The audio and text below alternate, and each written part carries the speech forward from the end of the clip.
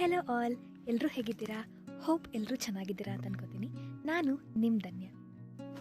So guys, ನನ್ನ last ವ್ಲಾಗ್ನಲ್ಲಿ ನಾನು ನಮ್ಮ ಕಾಫಿ ಪ್ಲಾಂಟೇಶನ್ ಏರಿಯಾನ ನಿಮ್ಗೆಲ್ಲರಿಗೂ ತೋರಿಸ್ದೆ.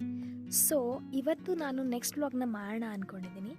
ಹಾಗೆ ಯೋಚನೆ ಮಾಡ್ತಿದ್ದಾಗ ಏನು ಟಾಪಿಕ್ ಮೇಲೆ ಮಾಡೋಣ ಅಂತ ನಾನು ಯೋಚನೆ ಮಾಡ್ತಾ ಇದ್ದೆ. ಆವಾಗ ಅನಿಸಿದ್ದು, ನಾನು ಫಸ್ಟ್ ಹೇಗಿದ್ದರೂ ಕಾಫಿ ಪ್ಲಾಂಟೇಶನ್ ಏರಿಯಾನ ತೋರಿಸಿದ್ದೀನಿ. ಆವಾಗ ನೀವೆಲ್ಲರೂ ತಿಳ್ಕೊಂಡಿರ್ತೀರ, ಕಾಫಿ ಹಾರ್ವೆಸ್ಟಿಂಗ್ ಪ್ರೋಸೆಸ್ ಎಲ್ಲ ಮುಗ್ದಿರುತ್ತೆ ಈ ಟೈಮಲ್ಲಿ ಅಂತೆಲ್ಲ ತಿಳ್ಕೊಂಡಿರ್ತೀರ. ಕಾಫಿ ಹಾರ್ವೆಸ್ಟಿಂಗ್ ಗೊತ್ತಿಲ್ಲದೆ ಇರೋರಿಗೆ ನಾನು ಹೇಳ್ತಾ ಇದ್ದೀನಿ. ಕಾಫಿ ಹಾರ್ವೆಸ್ಟಿಂಗ್ ಪ್ರೋಸೆಸ್ ಅಂತ ಅಂದರೆ, ಗಿಡದಿಂದ ಕಾಫಿ ಸೀಡ್ ಏನಿರುತ್ತೆ ಅದನ್ನು ಕಟಾವು ಮಾಡೋ ಪ್ರೋಸೆಸ್ನ ಕಾಫಿ ಹಾರ್ವೆಸ್ಟಿಂಗ್ ಪ್ರೋಸೆಸ್ ಅಂತಾರೆ. ಸೊ ಆ ಪ್ರೋಸೆಸ್ ಆದಮೇಲೆ ನೆಕ್ಸ್ಟ್ ಪ್ರೋಸೆಸ್ ಬರೋದೇ ಕಾಫಿ ಪಲ್ಪಿಂಗ್. ಕಾಫಿ ಪಲ್ಪಿಂಗ್ ಪ್ರೋಸೆಸ್ನ ಹೇಗೆ ಮಾಡ್ತಾರೆ, ಹಾಗೆ ಅದರಲ್ಲಿ ಏನೇನೆಲ್ಲ ಪ್ರೋಸೆಸ್ಗಳಿರುತ್ತೆ ಅಂತ ಅದನ್ನು ನಾನು ಇವತ್ತು ನನ್ನ ಬ್ಲಾಗಲ್ಲಿ ತೋರಿಸೋಣ ಅಂತ ಇದ್ದೀನಿ. ಸೊ ಬನ್ನಿ ಕಾಫಿ ಪಲ್ಪಿಂಗ್ ಪ್ರೋಸೆಸ್ ಬಗ್ಗೆ ತಿಳ್ಕೊಳ್ಳೋಣ. ನಿಮಗೆ ಇವಾಗಷ್ಟೇ ಹೇಳಿದೆ, ನಾನು ಕಾಫಿ ಪಲ್ಪಿಂಗ್ ಪ್ರೋಸೆಸ್ನ ನಿಮಗೆಲ್ಲರಿಗೂ ಈ ಬ್ಲಾಗ್ನಲ್ಲಿ ತೋರಿಸ್ಬೇಕು ಅಂತ ಅಂದ್ಕೊಂಡಿದ್ದೀನಿ ಅಂತ. ಸೊ ಕಾಫಿ ಪಲ್ಪಿಂಗ್ ಪ್ರೋಸೆಸ್ ಅಂದರೆ ಏನು ಅಂತ ತಮ್ಮೆಲ್ಲರಿಗೂ ಡೌಟ್ ಇರ್ಬೋದು. ಕಾಫಿ ಪಲ್ಪಿಂಗ್ ಪ್ರೋಸೆಸ್ ಅಂತ ಅಂದರೆ, ಈಗ ಕಾಫಿ ಹಣ್ಣು ಇರುತ್ತೆ ಅಲ್ಲ, ಕಾಫಿ ಹಣ್ಣು ಈಗ ರೆಡ್ ಕಲರಲ್ಲಿರುತ್ತೆ. ಆ ಹಣ್ಣಿನ ಮೇಲಿನ ಲೇಯರ್ ಇರುತ್ತಲ್ಲ, ಆ ರೆಡ್ ಕಲರ್ನ ರಿಮೂವ್ ಮಾಡೋ ಪ್ರೋಸೆಸ್ನೇ ಕಾಫಿ ಪಲ್ಪಿಂಗ್ ಪ್ರೋಸೆಸ್ ಅಂತ ಹೇಳ್ತಾರೆ. ಅದನ್ನು ಯಾಕೆ ರಿಮೂವ್ ಮಾಡ್ತಾರೆ ಅಂತ ನಿಮಗೆಲ್ಲರಿಗೂ ಡೌಟ್ ಇರ್ಬೋದು. ಹಾಗೇನೂ ಮಾಡ್ಬೋದಲ್ಲ ಅಂತ. ಹಾಗೇನೂ ಮಾಡ್ಬೋದು, ಬಟ್ ಹೈಲಿ ಕ್ವಾಲಿಫೈಡ್ ಕಾಫಿಗೆ ನಾವು ಆ್ಯಕ್ಚುಲಿ ಪಲ್ಪಿಂಗ್ ಪ್ರೋಸೆಸ್ ಮಾಡಿನೇ ಹೈಲಿ ಕ್ವಾಲಿಫೈಡ್ ಕಾಫಿನ ಪ್ರಿಪೇರ್ ಮಾಡೋದು. ಈಗ ಚೆರಿನೂ ಕೂಡ ನಾವು ಮಾರ್ಬೋದು, ಬಟ್ ನಮಗೆ ಕಡಿಮೆ ರೇಟಲ್ಲಿ ಚೆರಿನ ತಗೊಳ್ತಾರೆ. ಯಾಕಂತ ಅಂದರೆ ಅದು ನೆಕ್ಸ್ಟ್ ಪ್ರೋಸೆಸ್ ಅವ್ರು ಮಾಡಲೇಬೇಕು ನಮಗೆ ಕಾಫಿ ಪೌಡರ್ ರೆಡಿ ಮಾಡಲಿಕ್ಕೆ. ಸೊ ಇವಾಗ ನಾವು ಈ ಕಾಫಿ ಪಲ್ಪಿಂಗ್ ಮಾಡಿ ಕೊಟ್ಟರೆ ನಮಗೆ ಸ್ವಲ್ಪ ಜಾಸ್ತಿ ರೇಟ್ಗೆ ಕಾಫಿನ ತಗೊಳ್ತಾರೆ. ಸೊ ಬನ್ನಿ ಗೈಸ್, ಇವಾಗ ನಾವು ನಮ್ಮ ಕಾಫಿ ಪಲ್ಪಿಂಗ್ ಪ್ರೋಸೆಸ್ನ ನೋಡೋಕೆ ಹೋಗೋಣ. ಸೊ ಇದೇ ನಮ್ಮ ಕಾಫಿ ಪಲ್ಪರ್. ಸೊ ಇಲ್ಲೇನು ನೋಡ್ತಿದ್ದೀರಾ, ಇದೇ ಕಾಫಿ ತೊಟ್ಟಿ. ಸೊ ಇಲ್ಲೇ ನಾವು ಕಾಫಿ ಚೆರಿನ ಹಾಕ್ತೀವಿ.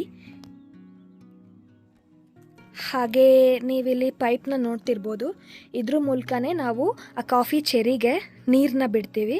ಬಿಕಾಸ್ ಆ ಕಾಫಿ ಚೆರಿ ಎಲ್ಲ ನೆಕ್ಸ್ಟ್ ಪ್ರೋಸೆಸ್ಗೆ ಅಲ್ಲಿ ತಳ್ಕೊಂಡು ಹೋಗಬೇಕು. ಅಲ್ಲಿ ನೀವು ನೋಡ್ತಿರ್ಬೋದು, ಆ ಕಾಫಿ ಚೆರಿ ಎಲ್ಲ ಅಲ್ಲಿ ಮೂವ್ ಆಗಬೇಕು. ಸೊ ಇಲ್ಲಿ ನಾವು ನೀರನ್ನ ಬಿಡ್ತೀವಿ. ಸೊ ಇಲ್ಲಿ ನೀವು ನೋಡ್ತಿರ್ಬೋದು ಕಾಫಿ ತೊಟ್ಟಿಯಲ್ಲಿ ಕಾಫಿ ಹಣ್ಣು ಇರೋದನ್ನು.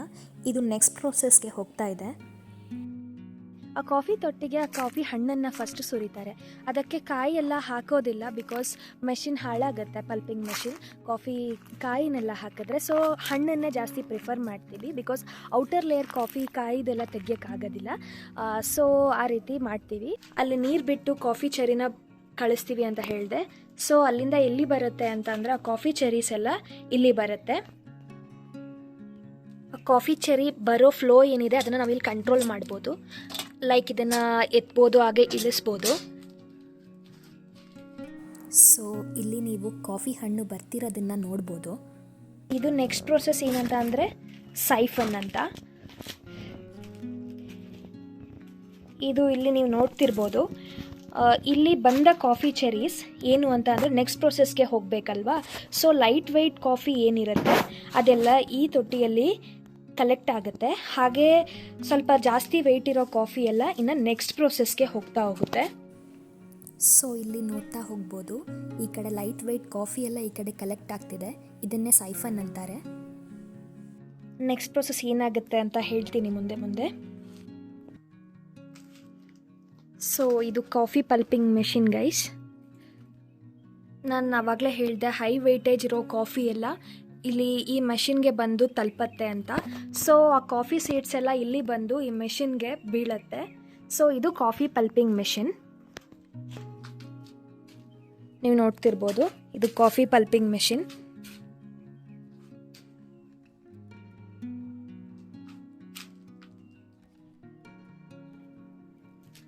ಸೊ ಈ ಮೆಷಿನ್ನಲ್ಲಿ ಆ ಕಾಫಿಯ ಔಟರ್ ಲೇಯರ್ ಏನಿದೆ ಅದು ರಿಮೂವಲ್ ಆಗುತ್ತೆ.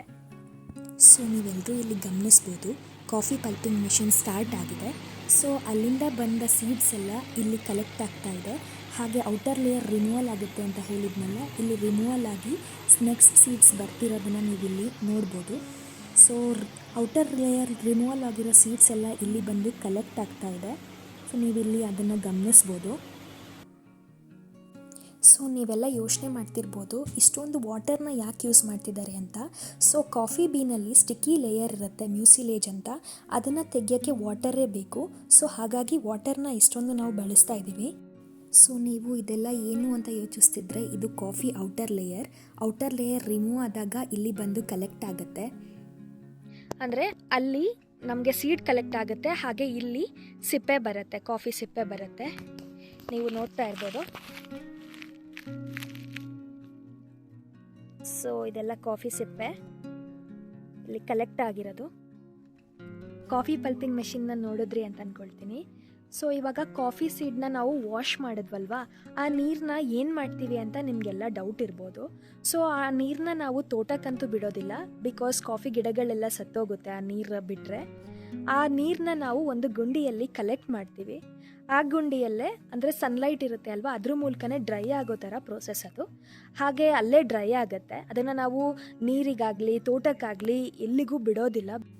ಸೊ ಇಲ್ಲಿ ನೀವು ನೋಡ್ತಾ ಇರ್ಬೋದು ಆ ಕಾಫಿ ಸೀಡ್ನ ತೊಳೆದಿದ್ದ ನೀರು ಇದು. ಸೊ ಈ ನೀರು ಹೋಗಿ ಆ ಕಡೆ ದೊಡ್ಡ ಗುಂಡಿ ಇದೆ, ಸೊ ಅಲ್ಲಿ ಹೋಗಿ ಕಲೆಕ್ಟ್ ಆಗುತ್ತೆ. ಅಲ್ಲಿಂದ ಬಂದ ಕಾಫಿ ನೀರು ಇಲ್ಲಿ ಬಂದು ತೊಟ್ಟಿಯಲ್ಲಿ ಕಲೆಕ್ಟ್ ಆಗುತ್ತೆ. ಹಾಗೆ ಈ ತೊಟ್ಟಿ ಎಲ್ಲೂ ತೋಟಕ್ಕೆ ಹೋಗೋ ಥರ ಎಲ್ಲೂ ಕನೆಕ್ಷನ್ ಇಲ್ಲ, ಈ ತೊಟ್ಟಿಯಲ್ಲೇ ಆ ನೀರು ಕಲೆಕ್ಟ್ ಆಗಬೇಕು. ಇಡೀ ಕಾಫಿ ಸೀಸನ್ನ ಫುಲ್ ನೀರು ಇಲ್ಲೇ ಕನೆಕ್ಟ್ ಆಗಬೇಕು. ಹಾಗೆ ಈ ಬಿಸಿಲಲ್ಲೇ ಇದು ಒಣಗಿ ಹೋಗುತ್ತೆ. ಈಗ ಆಲ್ರೆಡಿ ಒಣಗ್ತಾ ಇದೆ, ನೀವು ಅದನ್ನು ಗಮನಿಸ್ಬೋದು. ಸೊ ಎಲ್ಲರೂ ನೋಡಿದ್ರಲ್ವಾ ಕಾಫಿ ಪಲ್ಪಿಂಗ್ ಪ್ರೋಸೆಸ್ನ. ಸೊ ನೀವೆಲ್ಲರೂ ಯೋಚನೆ ಮಾಡ್ತಿರ್ಬೋದು ಕಾಫಿಯಲ್ಲಿ ಇಷ್ಟೆಲ್ಲ ಪ್ರೋಸೆಸ್ ಇದೆಯಾ ಅಂತ. ಹೌದು, ಇಷ್ಟೆಲ್ಲ ಪ್ರೋಸೆಸ್ ಇದೆ. ಲೈಕ್ ಔಟರ್ ಲೇಯರ್ನ ರಿಮೂವ್ ಮಾಡಿ ಆಮೇಲೆ ನಾವು ಕಾಫಿನ ಒಣಗಕ್ಕೆ ಹಾಕ್ತೀವಿ. ಇಲ್ಲ ಅಂತ ಅಂದರೆ ಚೆರಿನ ಕೂಡ ನಾವು ಒಣಗಕ್ಕೆ ಹಾಕ್ತೀವಿ ಕಣದಲ್ಲಿ. ಬಟ್ ಏನಂತ ಅಂದರೆ ಅದು ತುಂಬ ದಿನ ಟೈಮ್ ತೊಗೊಳುತ್ತೆ ಒಣಗಕ್ಕೆ. ಆದರೆ ಔಟರ್ ಲೇಯರ್ ಇರೋದ್ರಿಂದ ಅದು ತುಂಬ ದಿನ ಒಣಗೋಕ್ಕೆ ಟೈಮ್ ತೊಗೊಳುತ್ತೆ. ಅದೇ ನಾವು ಪಲ್ಪಿಂಗ್ ಮಾಡಿರೋದ್ರಿಂದ ಅದು ಬೇಗ ಒಂದು 3-4 ಡೇಸಲ್ಲೇ ಎಲ್ಲ ಕಾಫಿ ಒಣಗಿಬಿಡುತ್ತೆ, ರಾಶಿ ಒಣಗಿಬಿಡುತ್ತೆ. ನಾವು ಫಸ್ಟ್ ಏನು ಮಾಡ್ತೀವಿ ಅಂದರೆ ಆ ರಾಶಿ ಫಸ್ಟ್ ಇಲ್ಲೇನು ಕಲೆಕ್ಟ್ ಮಾಡ್ಕೊಳ್ತೀವಲ್ವ ಸೀಡ್ಸ್ನ, ಅದನ್ನು ನಾವು ಕಾಫಿ ಕಣದಲ್ಲಿ ಹಾಕ್ತೀವಿ. ಕಾಫಿ ಕಣದಲ್ಲಿ ಹಾಕಿ ಅದನ್ನು ಒಂದು 3-4 ಡೇಸ್ ಒಣಗಕ್ಕೆ ಬಿಟ್ಟು ಆಮೇಲೆ ನಾವು ಅದನ್ನು ಮೂಟೆ ಮಾಡಿ ಮಾರೋದು. ಸೊ ಇಲ್ಲಿ ನೀವು ಕಾಫಿ ಪಲ್ಪಿಂಗ್ ಆದ ನಂತರ ಕಣದಲ್ಲಿ ಹಾಕಿರೋ ಕಾಫಿ ರಾಶಿಯನ್ನು ನೋಡ್ಬೋದು. ಸೊ ಈ ರೀತಿಯಾಗಿ ನಾವು ಬಿಸಿಲಿಗೆ ಹಾಕಿದ ಕಾಫಿ ರಾಶಿನ ಕಾಲಾಡ್ತೀವಿ. ಹಾಗೆ ಈ ರಾಶಿ ಒಣಗಿದ ತಕ್ಷಣ ಮೂಟೆ ಮಾಡ್ತೀವಿ. ಸೊ ಗೈಸ್, ಆಗಲೇ ನಾನು ಹೇಳಿದೆ ಸೈಫನ್ನಲ್ಲಿ ಲೈಟ್ ವೆಯ್ಟ್ ಇರೋ ಕಾಫಿ ಸೀಡ್ ಬರುತ್ತೆ ಅಂತ. ಸೊ ಇದೆ ಅದು, ಇದನ್ನು ಕೂಡ ನಾವು ಒಣಗಿಸ್ತೀವಿ. ಬಟ್ ಇದು ಲೆಸ್ ಕ್ವಾಲಿಫೈಡ್ ಕಾಫಿಗೆ ಹೋಗುತ್ತೆ. ಹೈಲಿ ಕ್ವಾಲಿಫೈಡ್ ಕಾಫಿಗೆ ಹೈ ವೆಯ್ಟೇಜ್ ಇರೋ ಸೀಡ್ನೇ ತಗೊಳ್ಳೋದು. ಬಟ್ ಇದೆಲ್ಲ ಲೆಸ್ ಕ್ವಾಲಿಫೈಡ್ ಕಾಫಿಗೆ ಹೋಗುತ್ತೆ. ಹಾಗೆ ಇದು ಲೈಟ್ ವೆಯ್ಟೇಜ್ ಇರುತ್ತೆ. ಸೊ ಗೈಸ್, ನೋಡಿದ್ರಲ್ವಾ, ಇದಾಗಿತ್ತು ಇವತ್ತಿನ vlog. Hope you all enjoyed it ಅಂತ ಅಂದ್ಕೊಳ್ತೀನಿ. ಸೊ ತುಂಬ ಜನ ಯೋಚನೆ ಮಾಡ್ತಿರ್ಬೋದು ಕಾಫಿ ಪಲ್ಪಿಂಗ್ ಪ್ರೋಸೆಸ್ಸಲ್ಲಿ ಇಷ್ಟೊಂದೆಲ್ಲ ಪ್ರೋಸೆಸ್ ಇದೆಯಾ ಅಂತ. ಸೊ ಹೌದು, ಇಷ್ಟೆಲ್ಲ ಇರುತ್ತೆ. ಸೊ ಇದರ ಬಗ್ಗೆ ತಿಳಿಸ್ಕೊಡ್ಬೇಕು ಅಂತ ಅಂದ್ಕೊಂಡು ನಾನು ಈ ವ್ಲಾಗ್ನ ಮಾಡಿದ್ದೀನಿ. ಎಲ್ಲರೂ ಖುಷಿಪಟ್ಟು ನೋಡಿದ್ದೀರಾ ಅಂತ ಅಂದ್ಕೊಳ್ತೀನಿ. ಸೊ ನಾನು ಇದೇ ಥರ ವೀಡಿಯೋಸ್ನ ಮತ್ತಷ್ಟು ಮಾಡ್ತಾ ಇರ್ತೀನಿ, ತಮ್ಮೆಲ್ಲರೂ ಸಪೋರ್ಟ್ ಇರುತ್ತೆ ಅಂತ ಅಂದ್ಕೊಳ್ತೀನಿ.